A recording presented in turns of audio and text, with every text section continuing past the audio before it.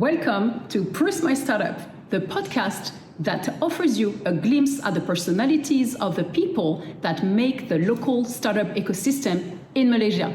I'm Vanessa Mouledous, aka Brand Shifu with an H on Instagram, the founder of North Branding Consulting Boutique Agency. I'm a brand strategist, 24/7 immersed by the sides of entrepreneurs, startups, and SME founders. As a brand consultant, a mentor, but also an entrepreneur program facilitator, an investment jury, and a business angel. In Proust My Startup, I want to really discover who are the people that make our local startup ecosystem. Because I'm a brand strategist, I want to understand how their personal brand might influence or shape the corporate brand of their organization.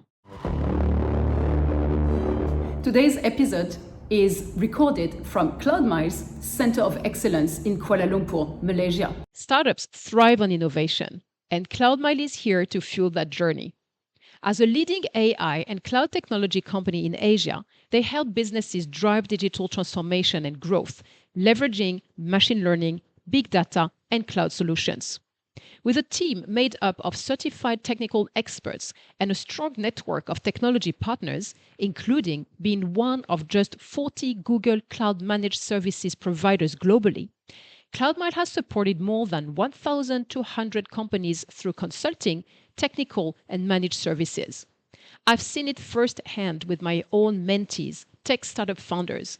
The Center of Excellence in Kuala Lumpur, Malaysia, now offers startups a collaborative space to explore generative AI, data management, security, and more, and advance their digital competitiveness with cloud and AI adoption. So if, like them, you want to experience it yourself, visit today my.cloud. Hello, Kevin. How are you? I'm doing very well. How about yourself? Very well, thank you. Especially because I'm really glad to see you again. It's been quite some time, actually. We haven't really sit down together, yeah? Because, of course, everyone will know Kevin, I'm sure. So Kevin Brockland, the founder of Indelible Ventures. And I'm not sure if it's still on, but you were also the country manager for Founder Institute Malaysia. Right? It's still on, but we haven't done a cohort in a bit of time. Yeah, right? Yeah. Okay. So it's going to go a bit quiet. Yeah. So this is actually how we met, because I knocked at your door as the Founder Institute Malaysia country manager. I wanted to become a mentor, and we sat down together, and I was happily hired by Founder Institute Malaysia through Kevin to do that. And I did the first cohort, I think, or something like this. First or second, I can't remember which one it was. Yeah. Very early in stage. Great adventure, which opened the doors to the rest of the Founder Institute and so many more. So I owe him a little bit, actually, of where I am today. So it's a very great pleasure every time I meet Kevin, though it's always like, hey, how are you? Bye, because he's always coming from another place. On the go. Yeah, always. So it's good to have you sitting down. Thank you, because I know your time is super precious. We will go further into who is Indelible later in the interview. Sure. But first and foremost, I would like to ask you whether you know what the Proust questionnaire, can be. Proust questionnaire. I do not. Which is fine, because usually it's more my side of the word that knows about it. And that makes my job very easy then. So the Proust questionnaire comes from a man that was called Marcel Proust in good French. He's a French writer, or he used to be a French writer and a philosopher. Okay. From the late 19th and early 20th century. Okay, so way back. Back then, he was actually already famous for his thinking and view on the world. And he popularized a game that was based out of questions, personal questions, all the rage back then in the intellectual and aristocratic circles. And so the questionnaires remained named after him, Proust questionnaire. As a French, at school, we hear about him, we read his essays and all. And at some point, we sit down and we kind of take the questions. Okay. Yeah. But apart from France, maybe England, basically it has pretty much faded down, I think, the rage about it. So what I'm doing is I'm bringing that 150 years old questionnaire from back ancient times into the most forward thinking spirits and cultures and ecosystems. So our startup ecosystem. And I'm taking a clash of cultures as well, though between Americans and French might be a little bit less of a clash compared to French and Asian, right? But still, who knows? So this is where we're going to go for this interview. Cool. You ready? Yeah, yeah. Okay. So we start with question number one, which is, what is your idea of perfect happiness? Oh, that's a very difficult one. That's a very sort of like deep philosophical Yes. question. I think my answer to that is probably different now that I'm a parent. Okay. Yep. Because if you asked me previously, I probably would have given some sort of ridiculous, sort of like lush Uh huh. lifestyle definition. To be honest with you now, definition of happiness is just spending time with my kids and seeing them succeed.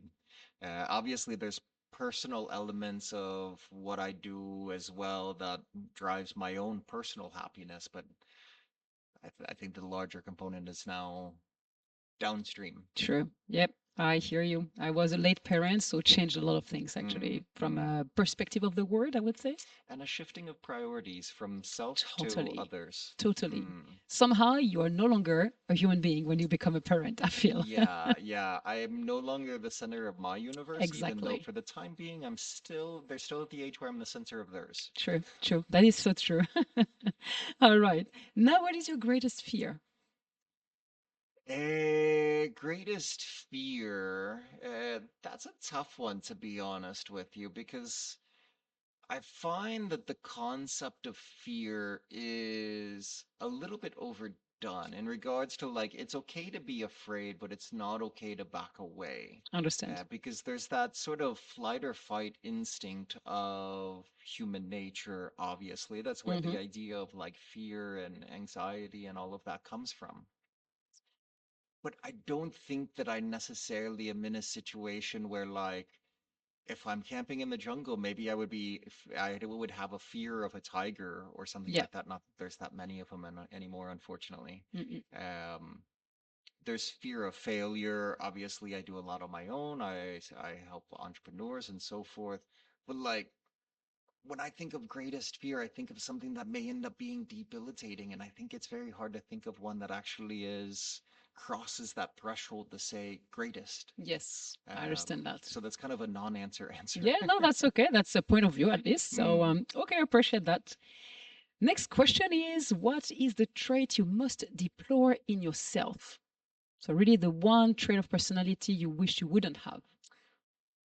Um, so I'm very bad with anything that requires a level of emotion. Okay. And I say that because I have the defense mechanisms of either using humor or avoiding it or these sort of things.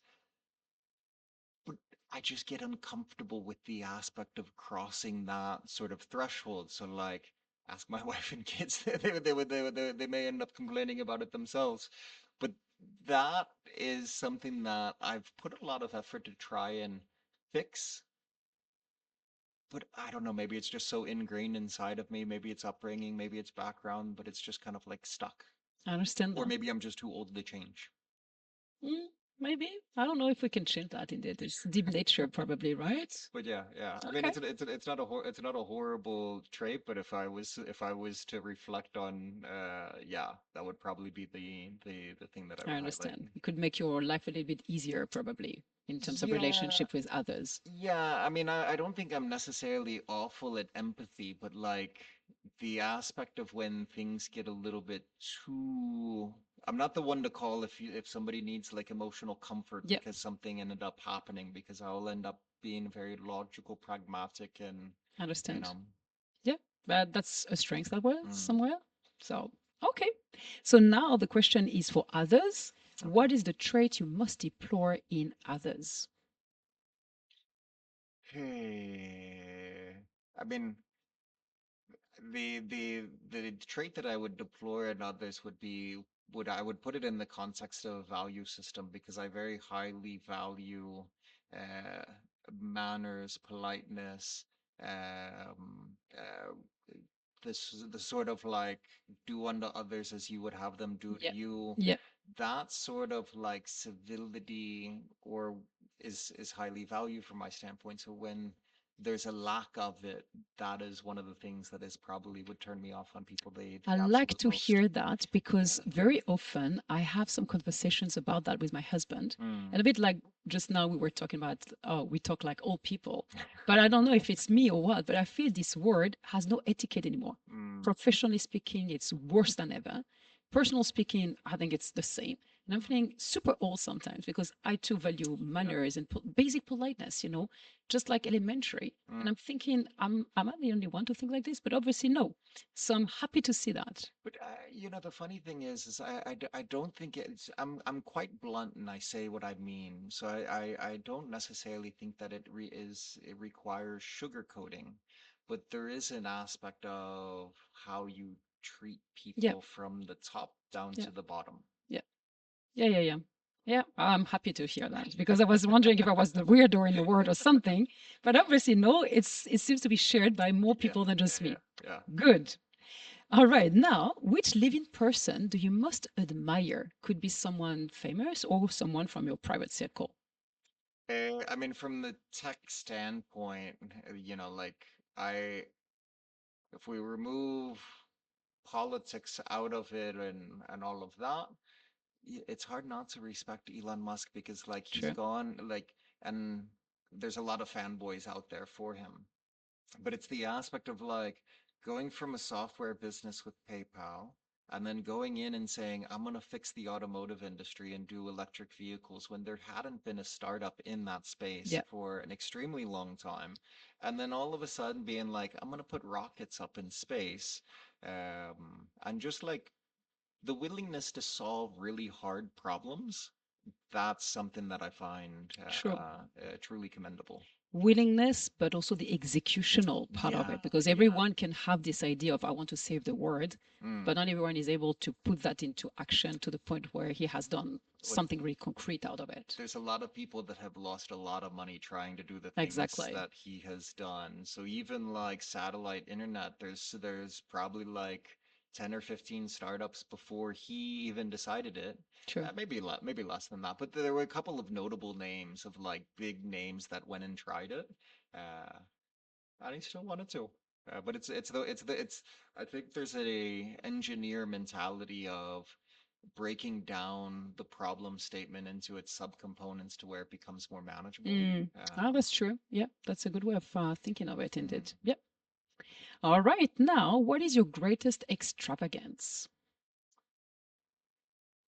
My own personal greatest extravagance, which I have not splurged on myself lately, but I love to travel, Okay. and it not For pleasure. necessarily for pleasure. Yeah. Yeah, yeah, yeah. I love to, uh, take the family out for a vacation, take the wife out for vacation, do a guy's trip. It's more on like the experiential. I'm not much on accumulating stuff, Yeah. like, uh, but I do like the experiential aspect of it. So I been fortunate enough in order to do a lot of leisure travel in a lot of places. And it's not necessarily the fancy stuff, although from time to time that can be an extravagance. Um, but yeah, yeah, travel, seeing the Okay. world, getting out there. Nice. Mm. Okay. What is your current state of mind at this point of the year? Well, we're when we're talking right now, so we're finishing out Q1. Um, the beginning of the year is usually an aspect of we're past the point of trying to resolve the open tickets that we did not get done at Mm-hmm. the end of the year, and right now it's really on executing the strategy that we came up with previously and just kind of running through it. So my mindset is more still, I mean, my mindset is always forward looking, but it's the beginning of the year is a little bit more of like outlook for what the rest of the year is going to look True. like. True. Uh, Yeah. All right. Now, what do you consider the most overrated virtue? Most overrated virtue.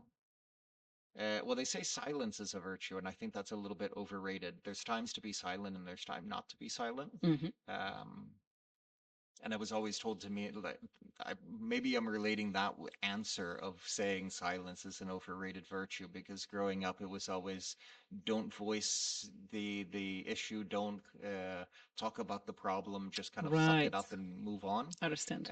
So that always bothered me. That's It heavy. was always like, can we just fix it? Yeah, yeah. How can we fix it if we don't talk about I it first? understand. Yes, yes. It's Um, just accumulating more and more of the yeah, problem. yeah. I mean, there's the aspect of like sweep it under the rug, Yes, just don't pay attention to it. But then problems just kind of accumulate, they fester, they become bigger problems. Whereas if true. you just talked about it and said something.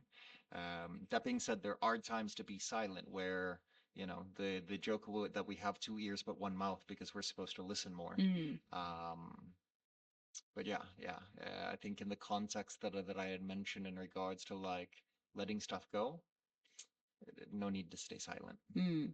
Interesting. Okay. Now, on what occasion do you lie, as in cheat? Lie.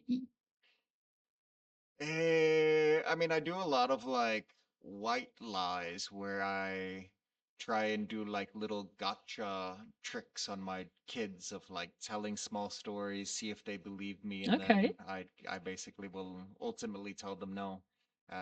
That's gotten me into a little bit of trouble because now my eldest does that without the last part of letting them know that Oh it my was just God. Okay. a story, which Yeah. I've been trying to make sure that she knows, like, it's only funny when you tell them that you were, Yeah. you know, You're tricking them. that you were tricking them. Yes. That's the funny part. Just telling the story is not the funny part. It's the after of like, did they believe me? Now let me tell you. True. How Uh, old is your daughter? yeah, she's 7 now. Okay. She's So still young still enough. in the yeah, still trying to figure things out. Yeah, yeah. Mm. Ah, it's funny. Yeah, I understand that. Now, what do you most dislike about your appearance, if anything? Dislike about my appearance. And you could be very happy about your appearance, by the way, which is a nice place to be I as mean, well. at different ages, I've had different sentiments about this because growing up as a redhead, I was basically the only redhead, and any child knows that you don't want to be the one that stands out. Hmm. You want to be part of the clan. You want to be part of the group. But over time, perfectly fine. It is a little bit more challenging because there's a lot of extra precautions in order to go into the sun, Yeah, which is always I quite can annoying. relate. Especially in Malaysia. Yeah. Yeah, yeah. Going as I said earlier that I like to travel, but there's always the burden of like how much sunblock do we have to take? And I Oh, only it's want to so take a relate. carry-on, so I'm only limited. So now I'm gonna break down my sunblocks to a whole bunch of like small little individuals so that I can still take it in a carry-on bag. That is so true. Um, That is so yeah, true. but that's probably it. I mean, apart from that, like I try and lead a relatively healthy lifestyle. So from like um external appearance, not so bad. Aging a little bit more quickly than I would like. Mm, A few white as all hairs of and a us, beard, yeah, but yeah, can't stop time. unfortunately. Hmm. Yeah, true. All right. Now, which living person do you most despise? Okay, so hold on here. That is truly a 19th century question. We don't despise in public circles anymore. So it's more about which kind of person I think would you not surround yourself with. It's more about that. Yeah. Generally speaking, I would revert back to the trait that I dislike: people that do not show the manners, mutual Yeah. respect, etc., dishonesty, etc., which just so happens to seem like it always centers around one particular profession. Uh, sorry, politicians. Uh, It's been the second time in 3 interviews this morning that I hear politicians across. There's something in the air, I guess. they're easy to pick on because Yeah. they pick on us all the time anyway. Yeah, and those days it's just about that. Yeah, So I yeah, must say, every yeah. news you open, there is a politician behind it making the word nonsense. So, Mm. yeah, I think it's this recording season. I think is really sensing what is going on around the world for that reason. So, There's always a lot of different things, and there's a whole lot of geopolitics that have been going on, yeah, and a lot of it is just kind of like getting more and more and more. So, yeah, yeah, sad, very sad. hmm.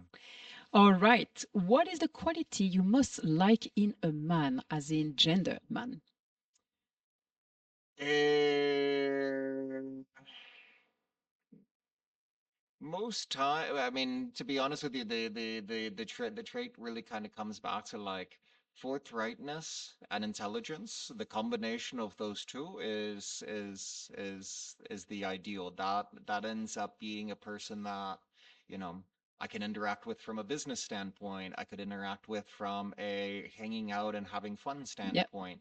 But if you la it, I think that one is not sufficient enough without the other. I understand that. And it's not easy to find the two combined, Yes, yes. unfortunately. It would be nice if it was more common. Hmm.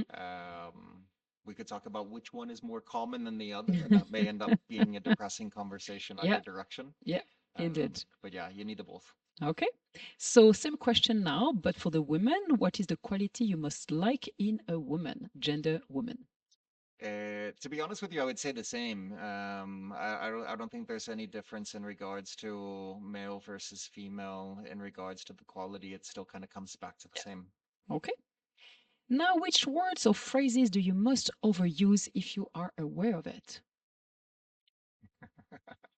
Uh, Not a phrase, but I overuse self-deprecating humor, which bothers some people that know me very well because I do it a lot. Okay. Um, but it bothers them more when I extend the self-deprecating humor to be more inclusive of the group than I and understand. include them into the deprecating aspect of it. They might disagree with your Yeah, point yeah, of view. yeah, yeah, Yeah. yeah, yeah, yeah, yeah. Don't include me in it. If you want to talk bad about yourself, it's perfectly fine. Make the jokes about yourself, but don't include the So rest of us. wifey, I think, is often Well, part of that group. Yeah. yeah, yeah, yeah, yeah. I now have a permission list in regards to what I can joke about and what I cannot. Understand. Which one is longer than the other? Um, but no, I think I have a tendency of doing a lot of the cliche sayings in startup land. Okay. But aside from that, no, I can't think of something that I necessarily overuse. Maybe that's a question for the people that know me best Yeah. of Yeah. Yeah. Yeah. what their complaints are. Indeed. Indeed. All right. Then, what or who is the greatest love of your life? That's my wife, Hmm. um, hands down. I mean, we add the kids on there, but like, I mean, they're first and foremost is my wife. Yeah. Okay. When and where were you the happiest? That's a very good question. To be honest with you, I'm pretty happy right now. I think it would be hard for me to put much nostalgia in saying that a previous time was happy. I've had moments of happiness, moments of unhappiness, ups, down, roller coaster ride, etc. As I think everybody Yeah. has. Life. Um, but yeah, yeah. I mean, the happiest time as a single individual was living abroad in Mexico. Pre-kids, probably actually again with my wife in Mexico. And then post kids, Malaysia's the only place that they've known. Okay. They were born here. Yeah. Yeah, yeah, born here. Okay. Now, which talent would you most like to have? I wish I was more talented at music. Okay. I play guitar, but not as well as I would like. I always wish that I could actually get better, but I just don't have. I don't know if I have it in me. Okay. It's not Uh, a matter of practicing time. I mean, I've practiced a lot over the years, but there's like, you know, the people that just naturally Hmm. That is comes to called a them. gift. Yeah. Yeah, yeah. I don't think I have that talent. I Mm, have to work a little bit harder. It would be lovely if I understand. had the natural talent to where I didn't have to put so much effort to Yeah. be good at it. Yeah. Yeah. So I think there's a creative benefit mentally that translates into daily life, daily work when you have that sort of outlet. Yeah. I agree with you. Somehow reproaching my parents to not have pushed me into Mm, piano. I mm, had a grandmother, she was really gifted with that, and she started to teach me. And then we moved out of the place. mm, So we stopped. And mm, back then, I think my parents' generation, they were not seeing the word coming like it is now. Yeah. So they didn't think I would need more and more skills, and just for the benefits of my life. And I had dance, so I think they checked the art box with dance. Yeah. But now I'm like, all my kids, no, the two of them are into arts, as in music. Mm. And I can see it, like you're saying. Yeah. They don't know what to do. They take the piano, the guitar, and da da Mm. da da. And it seems to bring something, not just like a leisure time here. Yeah. Yeah. And I'm kind of envying somehow that something, that emotions that they are living. Yeah, yeah, So I yeah, can yeah, appreciate. yeah. I 100% agree. As I said before, I don't really deal personally very well with emotions. So music, some sort of creative outlet, I think Yeah, is yeah, is the way to kind of balance the yes, scales. correct. Yeah. All right. Now, if you could change one thing about yourself, what would it be? Well, maybe so the one thing that I would change about myself, and it's honestly something that I've worked on. I don't know whether or not it's an easy fix. I generally will remember people's faces, but I have a very hard time with names over Mm. time. And Yep, part of it is because with what I do, I meet a lot of new people every single week. true. And so keeping the mental Rolodex of every single person, there's been many instances where I'll meet somebody, we have a good conversation, there's a lot that we can end up doing, and then 6 months or a year passes, and maybe we didn't interact like we thought, but like maybe we're still WhatsApping or exchanging messages or whatever. I'll remember the face, but I've lost the name. Until I can kind of connect the two, I'll Yes. see the face and I'm like, I know that person, but I'm just drawing a blank on the rest. And then like the first like 5 minutes of a conversation, I'm trying to r- like do the investigative Yep. work of how am I gonna get the clue in order to like trigger the brain Yes. memory of who this person is. If I could fix that, maybe in the future we'll all have like little implants and Yeah, yeah, yeah. there'll just be a Would be computer chip nice, in huh? our brain that'll I've trigger been that memory. told, I don't know if it's working well, but I have the same problem than you. But on top of that, I don't remember faces, which Mm, is a double layer here. So it's in my memory with age, I think, is fading down a lot. mm, But I've been told for names that when you meet someone, you should say the name out loud one times, two times, three times during the yeah, yeah. conversation, so that somehow you create a memory. I don't know if it's working or Mm. not. I've tried, doesn't work for me, but I've tried as well, and I feel like I'm just coming off awkward saying their name repeatedly to of themselves. course, if in 1 minute you say it 3 times, yes, Yeah. I understand. Sometimes it could end up coming off as excessive and less natural in the speech. Uh, I understand that. Yeah, yeah, can come off really fast, actually.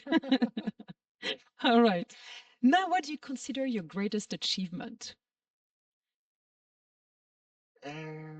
I mean, I've never really thought about things that I've done in regards to calling them achievements because I don't think I can necessarily look at anything and say job is done Mhm. per se.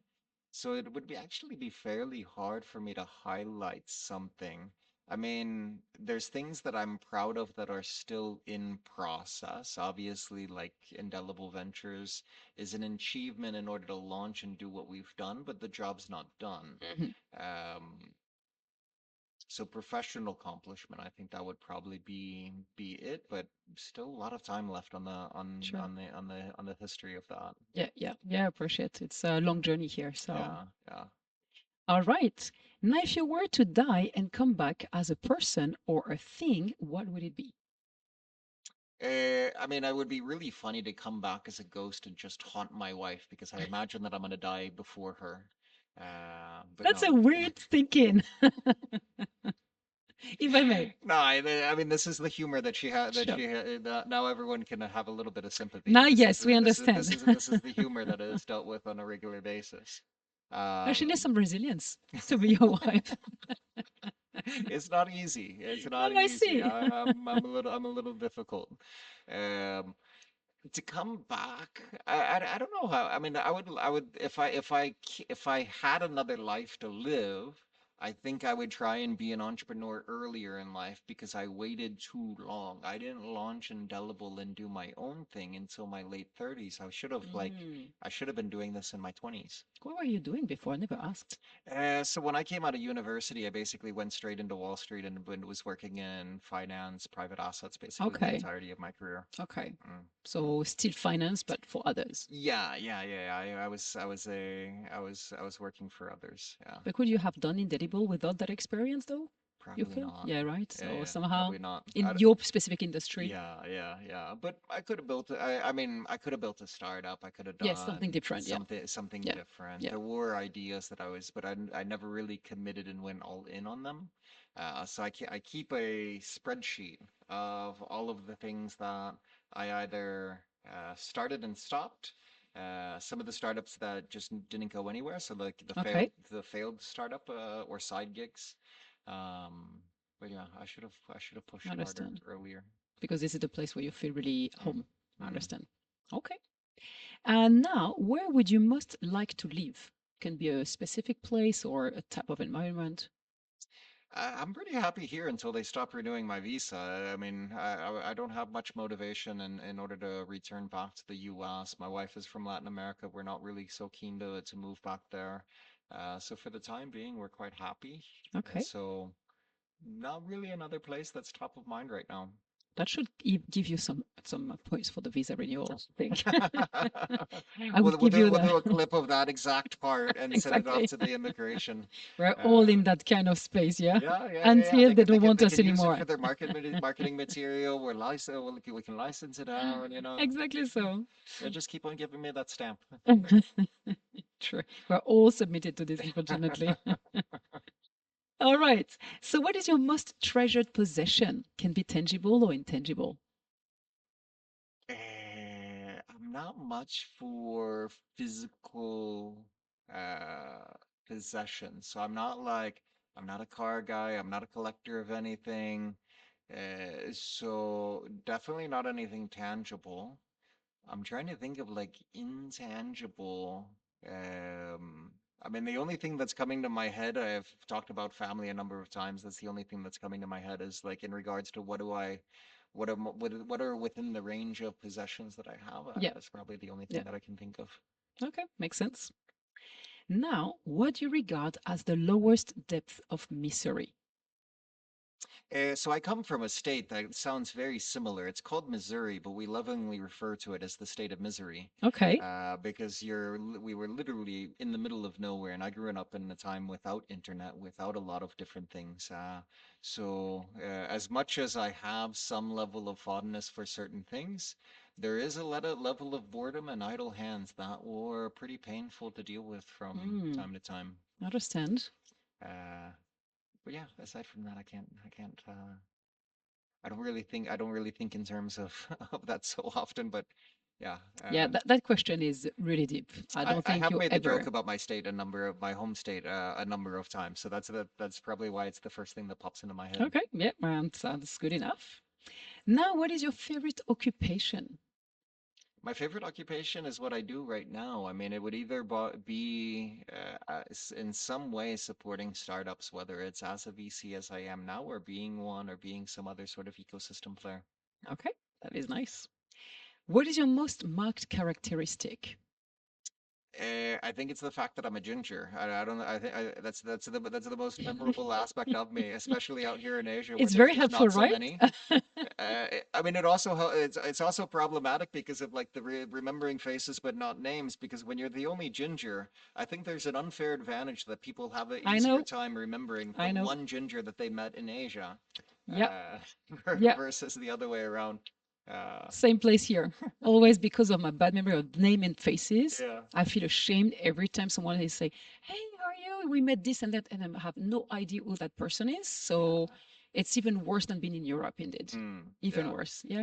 With getting a little bit more context on the meeting, I can sometimes bring out the memory, but there is definitely an aspect of, I mean, even I used to have my beard a little Okay. longer.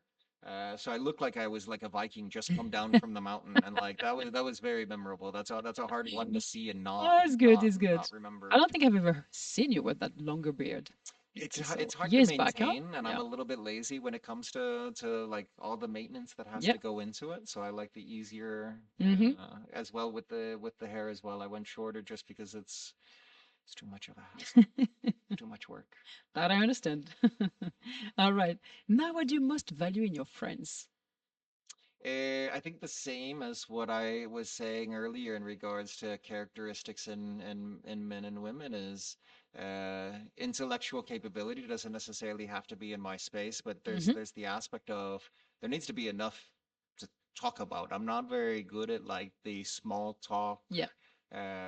stuff. But if a person is intelligent enough in order to go into something, even if I'm from the outside, I like to think of myself as a very curious Mm-hmm. person. But again, without the honest, trustworthy, the integrity Yeah. aspect of it, it's hard for it just to stand by itself. Understand. All right. Now, who is your favorite writer, if you have any? That's a very good question. Because to be honest with you, these days I'm on the move so much that I'm less on the written word and more on the spoken. Mm-hmm. So like my consumption of podcasts is extremely, Share. extremely high Yeah. these days. Um, but I mean the last books that I read that I felt more compelled to were, you know, your standard list of like the Jared Diamonds, the Malcolm Mm-hmm. Gladwells, the sort of like the folks that are within that genre Yeah. space of like, let me tell you about the history of Yeah. civilization and how like sometimes it feels like we're doomed. Sometimes you read like something like Abundance and you're like, oh, maybe it's not so bad. Yeah. Yeah. True. Try Diamond. I loved it. Mm. Indeed. Okay, now who is your hero of fiction? So it can be a movie, mythology, literature, whatever, comics. That is a really good question because I would end up being a little bit nerdy, I think, and either have to go with some sort of like Marvel character Mm-hmm. or Star Wars Oh, or yeah. like to be honest with you, even before kids, I was a big Disney fan. So Right. I have maybe I shouldn't say a Disney princess as my as my hero, but I am a big Disney Disney person. And that is fine, Honestly, they were great movies. They are So, good movies, and also I do love the songs, and I have a tendency of singing them in the yeah. shower and All other right, okay. places and karaoke. That's actually on my karaoke list as well. But honestly, Uh, back then, again, old people here, but back then, the Disney's songs were like designed for the movies. yeah, So they were yeah, The orchestras and all in Lion all. Yeah. King, yeah, It was a piece of Aladdin. epic music I by remember itself. having the CD for the Aladdin soundtrack and Oh yeah. listening to Oh, it I all the had the time. Lion actually, the Yeah, Lion King. Yes, yeah, indeed, yeah. indeed. But now they're just like taking the pop music and all. They don't, I think, create anymore. Yeah, I That's a bit mean, of a the lacking. first Moana had some very good songs on it. Yeah. So that one was very good. The remake of The Lion King, I don't know, maybe because I remember the original that the new songs just didn't hit it for me. Honestly, the original was so powerful. Yeah, You can't compete anymore. yeah. You have had this I mean, greatest Circle of high. Life was like that was like the epic sort of made for this movie. Sure, But sure. Hey, you know your classics. I can picture you then just humming this now. yeah, yeah, yeah, yeah, yeah. All right. Now, which historical figure do you most identify with? So maybe not identify, but get inspired by. Historical figure. That I would get inspired by. I've never actually thought about that question, so I'm having to rack my brain. So forgive the pause. No, no, please do But so. It's not you an know, easy one. it kind of throws in the question of like which direction do I try and go? Because like if I choose somebody overly famous, if I'm like, you know what, I can really relate to Albert Einstein because he was a late bloomer. He didn't really do so fantastic in school, and then Mhm. he was just a clerk in the patent Yeah. office. But eventually he became really, really important later in life.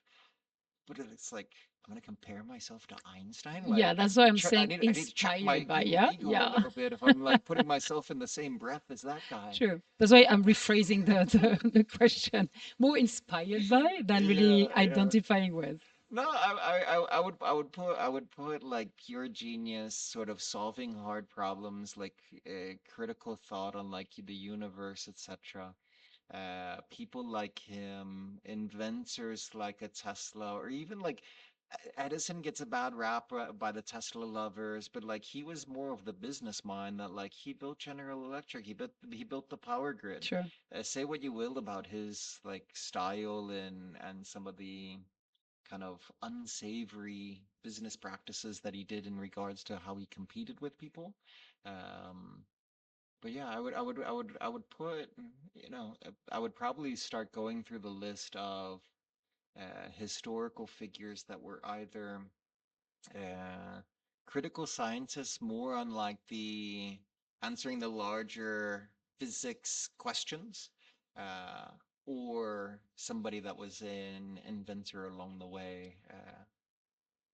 Nice. Very connected to entrepreneurship.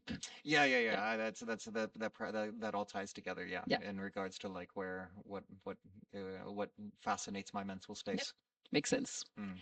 All right. Now, who are your heroes in real life? Heroes in real life. Um, that's a good question. So like I think on this from like the business fronts, I think it still kind of comes to the same of like who are the people that are out there solving the really hard, complex Yeah. problems. Um, so, that would end up being still, people like Elon Musk, as long as we can separate out some of the vocal aspects of it, but like solving those like space travel, it's an extremely hard problem. That's very commendable to be True. doing it. There's a number of other interesting startups that are now coming into similar sort of space. They're all kind of like following along that same pathway. Or you could even look at some of like the innovators within AI. I think it would be very hard in order to just name like single names, uh, but in the same category of like who are the people that are solving real meaningful problems that unless we end up having like doomsday scenario, hopefully Mm-hmm. we don't have like a Terminator movie Yeah. or like Will be nice. iRobot or like some of those, and instead we have I joked about a movie that no one understood the reference, and I said there was the image of in Bill and Ted's Excellent Adventure, which may not even know that movie, but there was a vision of what the future looked like, and it was very utopian and all of that, but it had to be saved by music, Oh, and hence the adventure. okay. I don't know Uh, this movie. Is it an old movie? it's a pretty old movie. I think it came Okay. out in the 80s. Okay. But it was Don't like say very old because this is pretty much our years of birth. I mean, it's like 40 years now, so But yeah, to that it's like standpoint, the yes. equivalent of like when my father watched John Wayne or Yeah. like the old Western Yeah. movies. I have a Uh, hard time processing this idea that 40 years now, for the new generation, we are old, like the John Wayne for our fathers, indeed. well, think about this, which may not make us feel any better. There was the movie Back to the Future, Hmm. which we are already further into the future than what True, that movie was true, about. true. Yeah. Or some kind, 1984, the Mm, sci-fi book. Yeah. yeah, yeah, yeah, yeah. Well, here we are. Exactly, exactly. That is so true. Oh my God. All right. Now, what are your favorite names, first names? Favorite first It's completely out of the names. blue, this question. I mean, it would be my kids' names to be honest with you. So aside from that, like I never really thought about favorite names, unless I'm doing it from like a funny standpoint, like The Simpsons doing the sort of Yeah. like prank call. Can you figure out a name that sounds really Oh, funny? yes, yes. And there's now an entire genre of people that will try and jump into like Peloton and like record the instructor's reaction when they read out Oh, the joke name. okay. So those ones are very, very funny. Many of them are very off color, um, but that humor is still Okay. still good.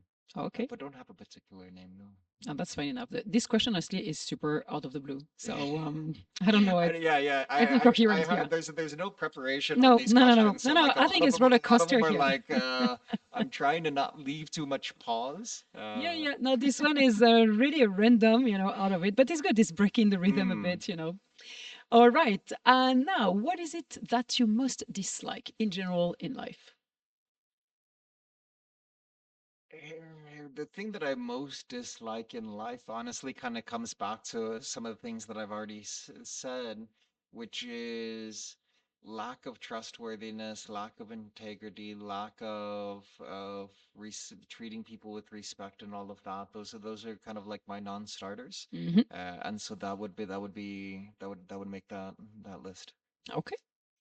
Now, what is your greatest regret, if you have any? So it's funny because so I got in trouble as a kid one time, actually many times, but one time in particular. And I had to go take this class that was court ordered. I Oh, was required. oh, when you say bad, it's legally bad. I did something, yeah, nothing that ended up. In order for me not to receive any harsh punishment, it was required that I attended one of these classes, and it was like a mix of I mean, it was a bunch of people that had like either like auto problems or otherwise. But anyway, so like the woman teaching the class is a recovered alcoholic Okay. and talking about bad decisions because it's basically like I was still a minor at this point in time, so not an adult, and the issue that I took with it is that I feel like the word regret is only valid in the way that most people use it. It's only valid if you dislike your present state. Because regret is an aspect of if only I did that differently. Hmm. And you really only dwell on regret if you dislike the present state, because even the bad decisions that I've made have led to the present Sure. me. Sure. So I'll give you an example. In a later time of getting in trouble, I was basically top of my class in high school. Should have in theory had full ride scholarship, nice university, etc. But I get in trouble again. Because again, when you live in the middle of nowhere, there's a saying, the idle hands are the devil's playthings, meaning when you're Yep. very bored, you have a tendency of getting in trouble because what else is there Yep. to do? Sure. And so I could point to that instance of like a very much of a fork in the road of where life could have probably been a little bit easier if I went to, top tier Ivy League or etc. versus night school because now I have to work my way through because nobody wanted me anymore because of Yes. the problems that I made for Yes. myself. But I would not have met my wife. I would not have my kids. I would probably not be on the path presently. Yep. So the idea of regret is a little bit of a challenge unless we think of it in context of recognizing when did I make a bad decision? Not that I would necessarily go back and change it, but I recognize that it was a bad decision. Yep. Makes a lot of sense. Mm. Indeed. Okay. Now, how would you like to die? Ooh. Hmm. Different times of my life, I've had different thoughts on this. Okay, so you had. Okay, Yeah, yeah, interesting. yeah. Because, like, to be honest with you, if you talk to me when I was in my teenage years, I would be like, "Oh, I'm never gonna even survive to my 20s." Okay, yeah. That's what I can't imagine the type of teenagehood you had. Yeah, yeah, yeah, Like put together all these last answers. yeah, yeah, Okay. yeah, yeah. That's an entire other picture of you here. There's a lot of layers to this onion. Yeah. And so, then as you get towards my 20s and 30s where I was like very adventurous, I thought it was going to be end up being some sort of spectacular sort of like accident as I'm doing some sort of extreme Mm. sport, but like street luging down the side of a mountain road never ended up fortunately never ended up getting injured doing that or like doing any of the crazy stuff that I had done. Now, again, older with family, I hope I die very, very old and very, very quietly. I understand that. Yeah. Yeah. Perspective But has when the changed. time's ready, just to go because I don't want to be the one that's on like plugs Yeah. and all Yeah. of that. Which I'll probably change my mind by the time I Maybe. get there Mm. because yeah, Yeah. The world is now here. Yeah. yeah, I yeah, understand. yeah. Or maybe by that point, I'll end up just being a cyborg and just like merge with a robot and I'll live forever. Ah, the tech guy is never too far away. So I heard cheap for the names. Yeah, yeah. Now I hear cyborg when death is coming. Okay, okay. Yeah, Hey, who knows? Huh? yeah. I Who knows? mean, Who we knows? we Who might knows? be old, but we're not that old still. Yeah, So we might see yeah. something pretty close to it. Who I knows? mean, with the pace of advancement Yeah, presently, who knows what, exactly, there's still several decades left in my lifespan, so we'll see exactly what those so. hold. Okay, nice. Now, what is your motto in life? Um, it's a good question. The one that immediately popped into my head when you asked me that question, and not something that I repeat, but the thing that immediately popped into my head, and maybe it's because I referenced the movie earlier, was do or do not, there is no try, Mm, which okay. is what Yoda said to Luke Skywalker in Star Wars. Uh, that was the thing that immediately popped into And my why head. not? I But mean, it is representative of startup life. yes, There's like you either gonna do or so do much, not. so much. Yeah, It makes a lot of sense, actually. yeah. Okay. So now we're done with the Proust questionnaire. How do you feel? Interesting questions. It would definitely put me on the spot because I haven't thought Of about course. those Yeah. sort of things Yeah. in the past. And hopefully my ums and pauses were not too difficult to deal with. It's okay. For me, it was a flowing conversation. So, and I learned a lot about you actually, which is nice, you Yeah, know? that's the point. Yeah, Yeah, yeah, yeah, exactly. yeah, So I yeah. like this. I like this to have those either first encounters or more encounters with you. Mm, It's been a few years already, sure. but never been able to sit down like this. And So do this sort of proper yeah, get to know yeah. me. Who Mm, can honestly? yeah, No yeah. one. So it's a privilege here. Mm, So thank you for opening up onto these deep personal questions. yeah, yeah, yeah. So now we will jump into your business space. Sure. So Indelible Ventures that I think everyone knows around in the region now. It's been how many years now? 4 years. 4 years. 4 Okay. years. So Yeah. still young. Still Yeah, young. yeah. Yeah, But because you're super active, so I yeah. Mm, think everyone knows you because you're super active, yeah, yeah, yeah, which yeah. is great. So for once, I would like you to do the 1 minute elevator pitch about Indelible Ventures. Yeah, so Indelible Ventures is a seed stage VC that's investing in high potential B2B tech startups, and specifically those where there's an international expansion strategy. And we differentiate largely from our peers because we're focusing on the country geographics that most often are less visited by our regional players. And filling a stage gap where a lot of these markets as well, most of the capital is concentrated towards later stage and much more risk adverse, whereas we position ourselves to be really that first check writer, taking the more risk, doing a lot of hands-on work with the portfolio companies that we have, and making sure that we're more of a partner than a capital provider. Yeah. All right. Very clear. You're good at it. I've done it a few times, I guess so. but All right. hopefully it didn't sound too rehearsed. No, but it's, I think every time you're meeting someone, you Yeah, have to say it. yeah, yeah, yeah, So yeah, even if yeah. it's not an official elevator And pitch. as I said before, I meet lots and lots of people on a regular basis, Sure. and yeah. Sure. All right. Now let's go about your organization a little bit more in Mm, depth through 4 questions, my way, brain strategist way. okay. First one is, why are you on Earth for as an organization? So it was the reason why I launched Indelible Ventures in the first place is because I saw an opportunity that no one else was really paying enough attention to. Like if you look at like 2017, 2018, most of the regional capital basically disappeared from the region and solely focused on the Indonesia story. It went after the large population market. And if you weren't Indonesia only, then you had to be Indonesia plus. Generally, that was like Singapore plus Indonesia. And it really drew capital away from Malaysia, Thailand, Philippines, and unnecessarily so because, you know, you don't necessarily have to be in the large population market. The thesis there was really focused on consumer tech and going after the installed base of TAM and not worrying about international expansion.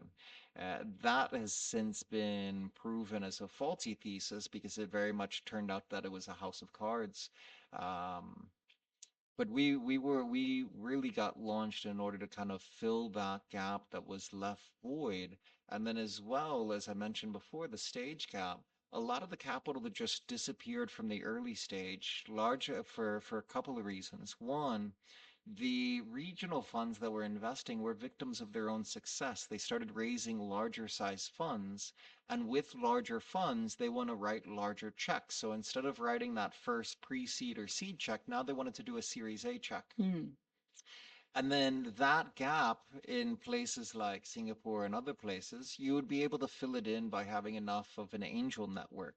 But these other countries around Southeast Asia never really had very robust angel networks.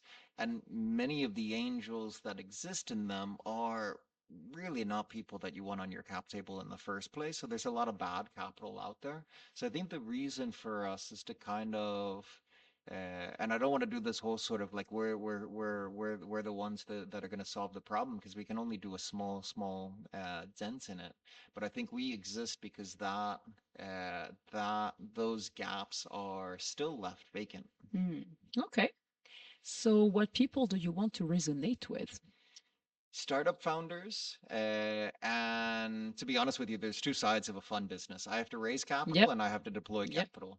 So I think that message needs to resonate with both sides of it. Mm. You can't have one with it without the other. So capital raising is always a challenge. So there's a lot of like marketing and messaging. There's a lot of competition for it, not Sure. just within the venture asset class, but any high net worth individual, family office, institution, they have a variety of options. True. Why this? Why now? Why me? It's the same question that I ask about startup founders. So I have to have that message in regards to why we exist and how we're going to generate returns. I have to make sure that that resonates with the layer that's above me. Yep. Yep. Makes sense.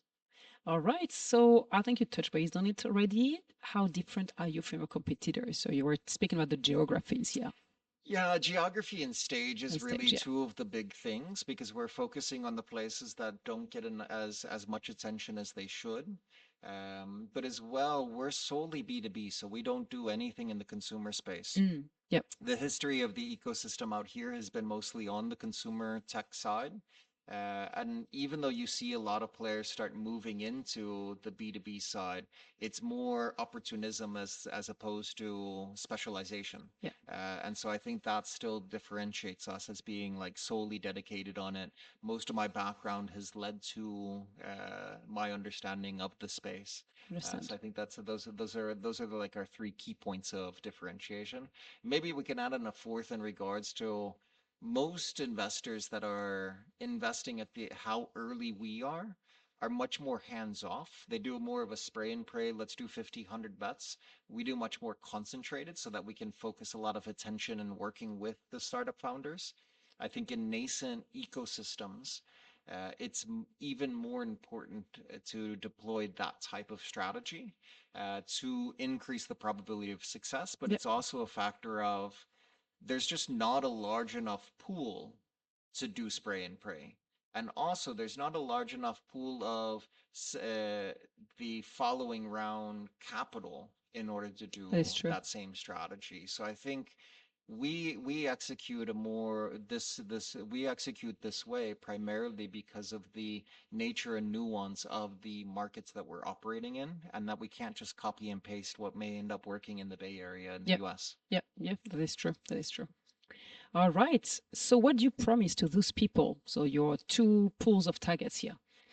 So upstream, I am technically not allowed to promise any type of return Mhm. because that is a no-no with Yep. the regulatory authorities. Cannot do that. But what I do promise them is to execute on the specifics of the strategy, uh, and assuming that it works, I'm promising that thesis. And so far, over these 4 years, we continue to deploy on it. The results are showing quite positive, so I think that's all working. And on the founder side, one of the cliches coming back to now that I think of it, one of the cliches that some of my startup founders hear far too often is that I tell them my job is you, in regards to like that sort of hands-on. If you need me, my job is you. If you need assistance, I want to be the first call, if there's a problem, if there's an issue, or if there's good news that you just are dying to tell somebody. Yeah. That's the promise that I give to our startup founders. Okay. Great promise. All right. So now we're coming to the fourth and last part of the interview, Okay. which is about your hot news or anything that we might have not really touch based on and you would feel interesting to share here. So I mean, we continue to be deploying. We've got some really awesome portfolio companies. We've got a company that is really going to be changing the way that B2B procurement is happening. Very AI driven, based out of Southeast Asia, expanding into the US, likely probably by the time we air this, by the time you air this, we're gonna be end up having a couple more continents onto Okay. that check mark. So that's a really exciting one. That's Quotable AI. Fantastic founder, fantastic team. We have just done another one that's in the health tech space that I would say be on the lookout for, which is an AI medical scribe, very vertically focused on healthcare professionals and going beyond just transcription, but looking at how that can end up benefiting better patient care, better care for the doctors, reducing burnout, so on and so on. Fantastic company, serial founder, one of the OGs of his ecosystem. So that one's definitely one to be on the lookout. We've got another company called Zuno that we just got involved in relatively recently. Uh, Occasionally we'll dabble in the Japanese market. So this is one that's actually based out of Japan. And I've always described them as if every single employee could have their own executive assistant, and if the organization then could orchestrate all of these executive assistants into like a virtual COO that Okay. ties Yep. the whole Yep. organization together. Very ambitious target, not without their competition, but a very, very exciting serial founder. Again, has built big businesses in the past. And then aside from that, we've got a couple of new things from the Indelible side where we're spinning out a couple of entities. All right. So one of these is we've always historically tried to do this value add approach to our portfolio companies. So one of the things that we've started doing is building tools to give them for free. And then if those work, we can open them to third party, not for free for third party, free for the portfolio forever. Yeah. But one of the things that we've just built is a financial planning and analysis tool Okay. that I have a lot of problems with the way that startups budget, track their performance, do variance analysis, all of this. So we've built a tool called Your CFO. YourCFO.tech is the domain. It's pretty It's self-explanatory. Yeah. self-explanatory. It's your CFO for a tech Yeah. company, so the domain is intended to be more Very nice. self-explanatory. I'm quite surprised you could even get it, actually. .tech is relatively new, so that That you may can be still why, yeah. find cheap ones there. If you want .com or .ai, you're gonna pay Yeah, you're done. you're Yeah. gonna pay a massive There's amount. nothing anymore. But we've just opened this one up, so it's still relatively new out there. We're constantly shipping new features, but that's an entity that is going to end up getting spun out of some of the work that we've been doing with our portfolio companies. Um, and then one more that we're spinning out is that we replaced a lot of pieces of our software stack as an operating business. One of which was our fund admin platform, which does the back office. Okay. And then the fund admin generally doesn't do the compliance themselves, but they help act as a coordinating role to your tax attorney, to your lawyer for the regulatory, for all of this. So they from that function, they're like a middleman, and they keep your books. And the industry pays way too much money for it. It's generally pegged as a percent of your assets under management with minimum fees. I was paying a ridiculous sum of money for it. And then finally, one day I was like, I'm just going to build it myself. I built a phenomenal platform, been using it ourselves for quite some time now. And so that's another entity that's going to get spun out. Okay. And that's an entity that is called ABAX, ABAX, Fund Okay. Admin. Yeah. And so that's another one to be on the lookout for. Okay. Quite some actually to look out for.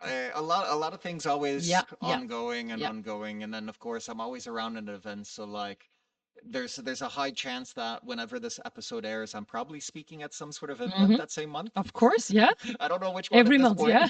but generally one or two a month. Yeah. Yes, yes, yes, yes. So No, quite but that's active. great. That's great because that's how you scout Yeah, your yeah, portfolio. So exactly. And as I said, I enjoy the travel for leisure, but I do enjoy.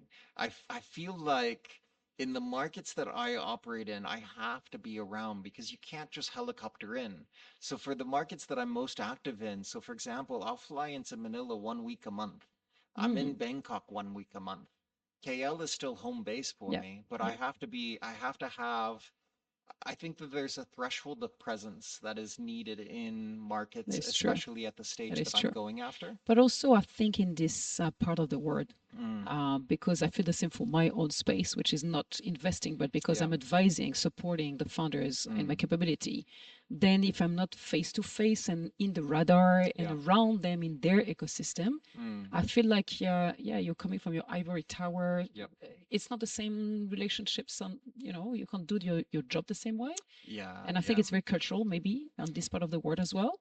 You know, There's an aspect of, and it's the same if you're when you're thinking about like seller and buyer relationship, is that you always have to build the trust level first and then the value true. proposition second. Yeah, And so I think that there's definitely a component from being on the ground, interacting with people face to face, that it is building that trust over time. correct. And part of it is, I think many people have been jaded because if you look over the relatively recent history within these markets, there's been a lot of, let's call it, hot money and broken promises Mm, along with that trail, where people will kind of come in, come out, give these grand sort of promises and all of that, and then just kind of that's true. disappear. That's true. And so having that high frequency cadence of being present and being visible demonstrates that I'm not just going to pack up and walk Yeah, away. yeah, yeah. You have also to deal with the Mm, mental association around your yeah, space, which unfortunately can be negative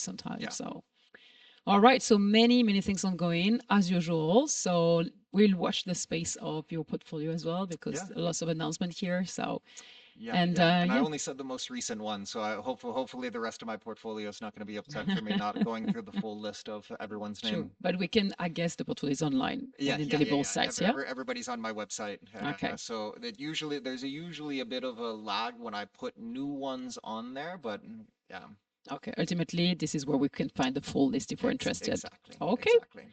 All right. Thank you so much, Thank Kevin. you. It was a Great pleasure. pleasure to have you here again. And I know because of your travels, you're so busy. So double thank you for being Yeah, here. yeah. It was good timing because I'm actually back in KL for a couple weeks, winding down before I kick back There up you to go. travel. Mm. Perfect timing. Okay. Thank you so much. Yeah, thank you.